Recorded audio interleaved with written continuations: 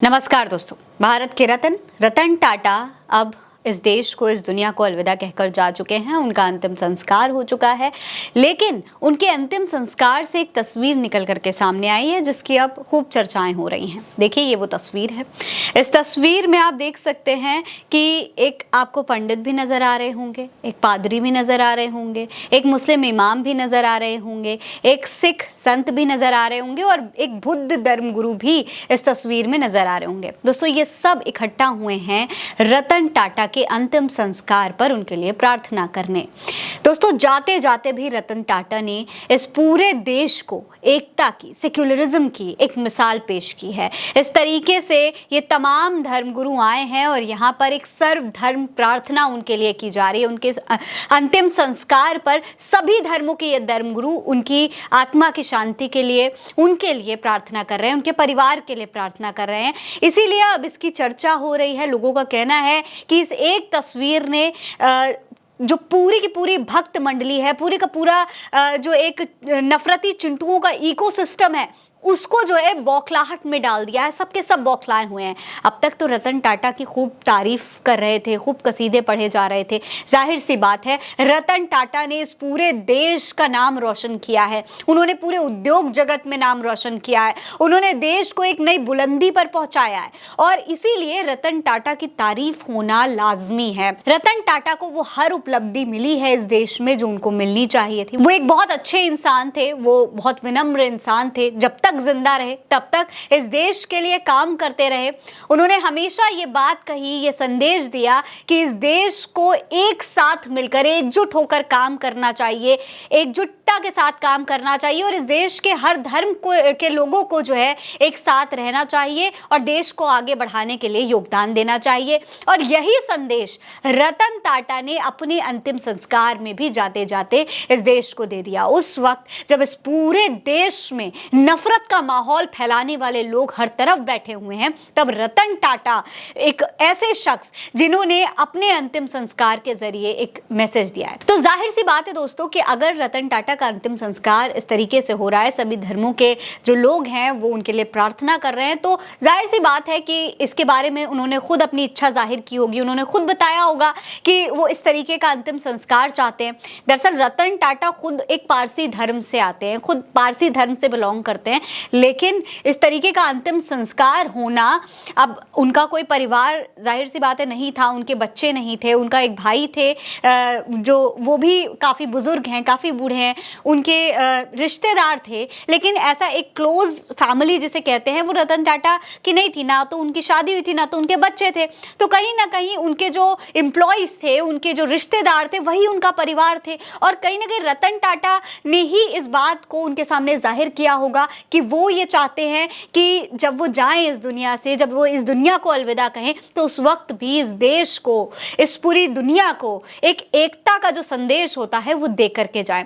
ये तस्वीर उनकी इसी इच्छा को जाहिर करती है। अब इस तस्वीर की सोशल मीडिया पर खूब चर्चा हो रही है। कई लोगों ने इस तस्वीर को शेयर किया है। लोग क्या कह रहे हैं वो भी हम आपको बता देते हैं। विनीता यादव लिखती हैं, कुछ दिखा आपको इस तस्वीर में? सभी धर्मों के गुरु एक साथ खड़े होकर रतन टाटा के निधन पर प्रार्थना कर रहे हैं। ये दिखाता है कि रतन टाटा ने अपने जीवन में सभी धर्मों और संस्कृतियों को समान आदर दिया। उनकी मृत्यु के बाद भी वो एकता और सौहार्द का संदेश दे रहे हैं। सच में वो एक महान व्यक्ति हैं जिन्होंने समाज को जोड़ने का काम किया। दीपेंद्र वॉइस लिखते हैं कि काम ऐसा करो कि सभी धर्म के लोग आपके लिए एक हो जाएं।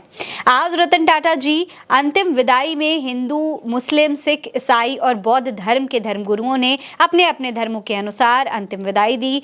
जिंदगी ऐसी ही हो कि दुनिया से जाने के बाद हर हाथ तालियों के लिए उठे। अलविदा भारत के रत्न। जीतू लिखते हैं कि कर्म ऐसे करो कि सभी धर्मों के लोग आपके लिए एक हो जाएं। आज रतन टाटा की अंतिम विदाई में हिंदू, मुस्लिम, सिख, ईसाई और बौद्ध धर्म के गुरुओं ने अपने अपने धर्म के अनुसार मरणोत्तर पर अंतिम विदाई दी। अलविदा भारत के रत्न। श्याम यादव लिखते हैं कि रतन टाटा जी को अंतिम विदाई। आपके योगदान और दृष्टिकोण ने देश को प्रेरित किया है। आपकी विरासत हमेशा हमारे दिलों में जिंदा रहेगी। आपकी यादें हमें हमेशा मजबूती देंगी। रतन टाटा जी के अंतिम दर्शन। इसके अलावा शेखर का ट्वीट भी देख लीजिए, लिखते हैं कि पीछे एक हिंदू पुजारी, ईसाई पुजारी, मुस्लिम इमाम और एक सिख संत खड़े हैं। ये सचमुच सेक्युलर है। आपकी आत्मा को शांति मिले सर रतन टाटा। शेख जावेद लिखते हैं कि रतन टाटा सर को श्रद्धांजलि देने देश के अमीर गरीब सब पहुंच गए हैं। भारत रत्न रतन टाटा जी के देहांत से देश के सभी धर्म के लोग दुखी हैं। लोग सोशल मीडिया पर अपने विचार लिख रहे हैं। ए और बी के समय भी ऐसा माहौल दिखेगा। यानी ये सीधे सीधे अंबानी और अडानी के बारे में बात करते हुए नजर आ रहे हैं। इसके अलावा अगर आप आकाशदीप का ट्वीट देखेंगे तो इन्होंने भी अंग्रेजी में एक ट्वीट किया है। लिखा है कि all religions priest are praying for soul of Ratan Tata. This is India, idea of India, diverse nation where all religion respect each other. Visuals of राष्ट्र respect to Ratan Tata at NCPA lawns. तो इस तरीके से तमाम लोगों ने रतन टाटा के लिए ट्वीट किया है और जाहिर सी बात है कि जो संदेश रतन टाटा देकर गए हैं उसके बारे में बात हो रही है। लेकिन कहीं ना कहीं कुछ लोग हैं जो इससे भी बौखलाए हुए हैं, जिनको हजम नहीं हो रहा है कि रतन टाटा, देश के इतने बड़े रतन, वो इस तरीके से सेक्युलरिज्म, क्योंकि जिनके दिलों में नफरत भरी हुई है उनसे ये चीज कभी हजम ही नहीं हो सकती। ये तस्वीर उनसे हजम ही नहीं हो सकती। हिंदू मुस्लिम करने वालों से ये तस्वीर हजम नहीं हो सकती और यही जो नफरत है वो आज भी सोशल मीडिया पर दिखाई दी। अब तक रतन टाटा को लेकर खूब तारीफें हो रही थी, लेकिन ये तस्वीर सामने आने के बाद ही बौखलाहट लोगों की नजर आने लगी। हालांकि सबसे बड़ी बात यह है कि रतन टाटा क्या चाहते थे, उनका देश के लिए विजन क्या था। उनका देश के लिए हमेशा से यही विजन था कि भारत एक आर्थिक शक्ति बने और भारत के जो जितने भी लोग हैं वो सब एकजुट होकर एकता के साथ में रहे। जाते जाते रतन टाटा ने अपनी उस बात को एक बार फिर दोहरा दिया है। इस पर आपकी क्या राय है हमें कमेंट सेक्शन में लिखकर जरूर बताएगा। ये खबर आप उल्टा चश्मा यूसी पर देख रहे हैं। नमस्कार।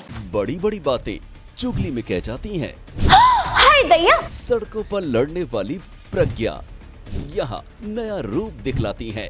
बीजेपी वाले वर्मा जी के दुल्हन बोली। अवध की बिटिया को है अपनी बोली, अपने देश की माटी पर अभिमान। अवधी भाषा वाली प्रज्ञा चाची की चुगली ने दुनिया में रचा कीर्तिमान। हम अपने उत्तर प्रदेश की माटी के महक देश विदेश तक पहुंचाते रहेंगे, ये हमारा वादा है। प्रज्ञा चाची की चुगली, देश का पहला राजनीतिक पंचोरा। यहाँ सबकी धुलाई होती है। सीजन 2 जल्द आ रहा है।